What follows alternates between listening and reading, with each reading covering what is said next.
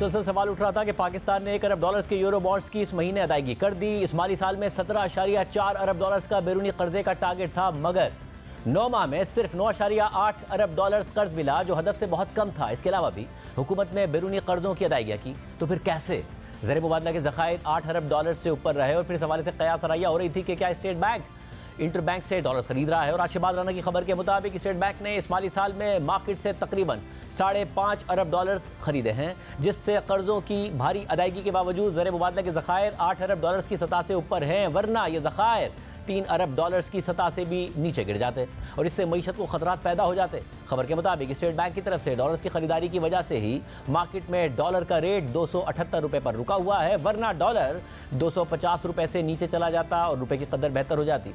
बात करेंगे माहिर मईशत खुर्रम शहजाद साहब हमारे साथ मौजूद हैं। बहुत शुक्रिया मुझे ज्वाइन करने के लिए। ज़ाहिर है दोनों तरफ के आर्गूमेंट हैं। एक ये कि जी अगर रुपया नीचे आ जाता, स्टेट बैंक ना खरीदता, तो महंगाई पाकिस्तान में बहुत नीचे आ जाती। दूसरा ये है कि अगर ऐसा ना करता स्टेट बैंक, तो हमारे ज़खायर 3 अरब डॉलर्स के रह जाते और फिर डिफॉल्ट का खतरा पैदा होता, रुपया और गिरता और महंगाई आती। क्या ठीक किया स्टेट बैंक ने जो भी किया? जी बहुत शुक्रिया शाहजेब, मुझे प्रोग्राम में लेने के लिए। बिल्कुल देखें, ये बड़ा डेलिकेट इस वक्त जो है वो मामला है और स्टेट बैंक बहुत ही जो है वो थिन रोप जो है वो वॉक कर रहा है, क्योंकि उसकी वजह ये कि आपके पास दो ऑप्शंस हैं।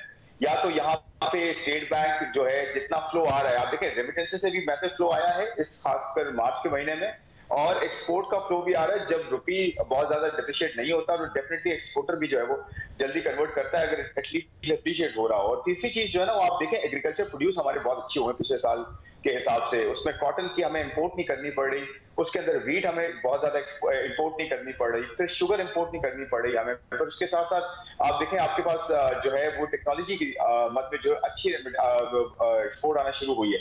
तो एक तरफ से एग्रीकल्चर प्रोडक्शन बेहतर होना, उसका इंपोर्ट पे जो है पॉजिटिव इंपैक्ट होना, दूसरे एक्सपोर्ट्स का थोड़ा सा बेहतर होना, और ये टेक्नोलॉजी की तरफ से एडिशन होना, और फिर रेमिटेंसेस का आना, तो डेफिनेटली जो है वो बाइंग बनती है डॉलर की मार्केट से। और स्टेट बैंक को देखें ये करना है कि रिजर्व्स को बेहतर करना है, क्योंकि रिजर्व्स जो है वो 1.5 महीने का कवर होता है, वो काफी नहीं है। 3 महीने तक का आपका इंपोर्ट कवर होना चाहिए। और साथ साथ स्टेट बैंक अगर बाइंग करता है मार्केट से और स्टेबिलिटी लाता है रुपये के अंदर, तो उसकी एक अच्छी रिजल्ट ये हुआ है कि हॉट मनी आना शुरू हो गया। आप ये देखें कि अब जो है फॉरेन इन्वेस्टर ये कह रहा है कि यील्ड्स लोकल मार्केट में ज्यादा मिल रही है और रुपये स्टेबल है, तो इस मार्केट में इन्वेस्ट करो। तो उसी वजह से आपकी और पोजीशन होगी। लेकिन स्टेट बैंक एक तरफ पैरिटी को भी रख रहा है, फिर आपके रिजर्व्स को बेहतर कर रहा है, क्योंकि क्रेडिट रेटिंग हमें बेहतर चाहिए।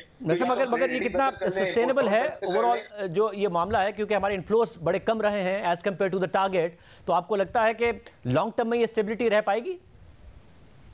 देखिए ये शॉर्ट टर्म मेजर्स तो हैं और इसमें डेफिनेटली लॉन्ग टर्म में आपको इससे बेहतर जो है वो अपने मेजर्स देने पड़ेंगे। लेकिन मैं ये कहूंगा कि एक तरफ जो है वो फिस्कल साइड अगर बेहतर हो और टैक्सेस बेहतर हो और खर्चे कम हो, तो वहां से रुपया छपना कम होगा, क्योंकि यहाँ से हमारे कर्जे कम हो जाएंगे। तो स्टेट बैंक को वो कंट्रोल करना है। एक्सटर्नल साइड पे स्टेट बैंक की ये स्ट्रैटेजी ठीक है कि रिजर्व्स को बिल्ड करें रादर देन रुपए को नीचे कर दें, और जो है इन्फ्लेशन को टेम्पररी तौर पर नीचे करें और पेट्रोलियम प्राइसेस में कमी हो जाए, और जो है वो आपका एक्सपोर्टर को भी नुकसान हो। तो